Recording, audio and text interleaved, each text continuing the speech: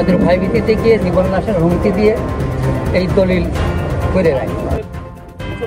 যারা নামাজ পড়বেন মসজিদে নামাজ না পড়ে আজকে রাস্তায় প্রকার রোদের মধ্যে নামাজ আদায় করছেন। আমরা এর প্রতিবাদ জানাই এবং যিনি জবরদখলকারী তার উচ্ছেদ দাবি করি এবং তিনি যে অবৈধভাবে সম্পদ দখল করে আছেন এটা অল্প দিনের মধ্যেই আইনগতভাবে এর উচ্ছেদ চাই।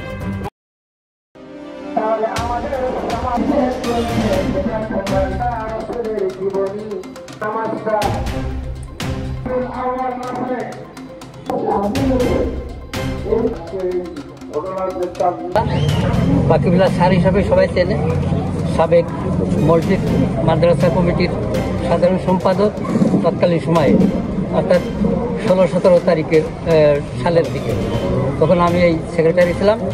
এই সময় এই কাঙালি হায়দার এর পেশি শক্তি খাটিয়ে আমাদের ভয়ভীতিতে গিয়ে জীবন নাশের হুমকি দিয়ে এই দলিল করে নেয়, এই জায়গা দখল করে নেয়।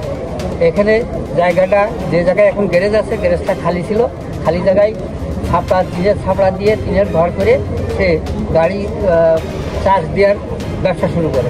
এর কিছুদিন পরে আমরা তার প্রশ্ন করি যে তুমি এই কাজটা কেন করছো? এই খালি জায়গাটা ছিল, মাদ্রাসার ছাত্রীরা তারা এখানে খেলাধুলো করতো, এখানে তারা রিল্যাক্স করতো, তো এই জায়গাটা দখল করা ঠিক হয়নি।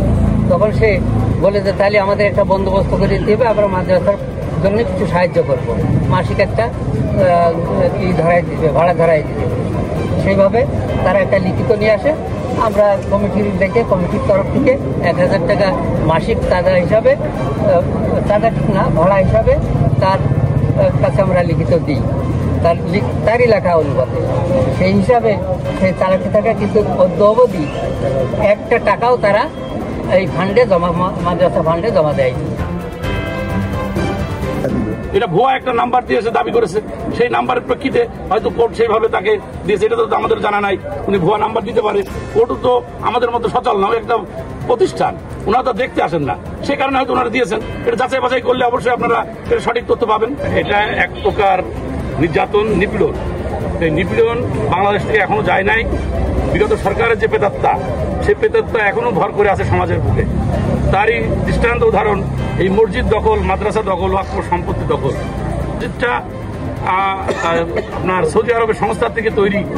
এই মসজিদে যিনি তৈরি করেছিলেন তিনি আমার আপন চাচতো ভাই হাজী বদিউজ্জামান বাহার, তার দায়িত্বেই কিন্তু মসজিদ তৈরি হয়েছিল। সে ঝিনাইদহ শহরে বহু মসজিদ বানিয়েছে আমি জানি। তো আমি এই সচেতন যে সমাজ, যে নাগরিক, আমি তাদের পক্ষ থেকে বলতে চাই এর দৃষ্টান্তমূলক বিচার হওয়া উচিত এবং এই জবরদখলকারীর এই যে সম্পত্তির উপর আছে এর অল্প দিনের মধ্যেই তাকে উচ্ছেদ করা হবে, এই দাবি আমরা জানাচ্ছি। যে জায়গা আফসারউদ্দিন সাহেব, উনি সুলতান ছিলেন। উনি একসময় আমাদেরকে বললেন যে আমি একটা মসজিদ করতে চাই, যদি সেমন কোনো লোক থাকে আপনারা আমার সাথে থেকে এই জায়গাটা নিয়ে আমরা মসজিদ করে।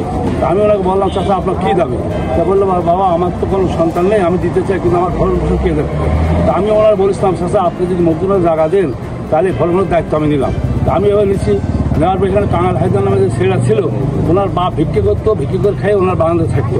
থাকার পর ওই কাঙাল হায়দার ওনার জোর করে ওনার কাছ থেকে জমি আসতে নিয়েছে। আমি জানতাম না, পরে শুনি যে নিয়ে নিয়েছে। তো যাই নিয়ে নেওয়ার পরে শরীর শাসক মানে আওয়ামী লীগ সরকার ক্ষমতা আসা মানে আমরা তো তার কাছে আর কোনো কিছু বলতে গেলেই বিভিন্ন হুমকি ধামকি, আমারও জীবন নাশের অনেক হুমকি ধামকি যাচ্ছে।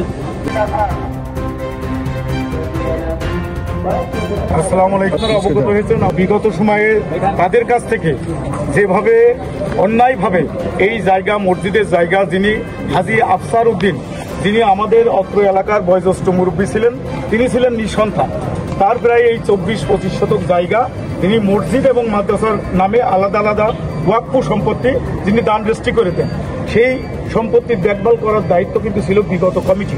এই বিগত কমিটির কাছ থেকে জোরপূর্বক সে এই জায়গায় তার অবৈধ স্থাপনা করেছে এবং যে স্থাপনা করার কারণে আমরা বিগত সময়ে এই কাঙালি হায়দার যে সে ঝিনাইদহ জেলায় আওয়ামী সন্ত্রাসী, এহেন কোনো বিগত সময়ে গুম খুনের সাথে সে জড়িত ছিল না।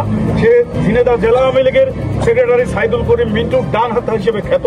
সে সমস্ত সন্ত্রাসী কর্মকাণ্ডের সাথে জড়িত, সন্ত্রাসী করে সে অত্র এলাকায় সে আধিপত্য বিস্তার করেছিল। সে বিগত সভাপতি সম্পাদকের উপর জোর করে অস্ত্র দেখিয়ে এই জায়গা জবরদখল করে আছে।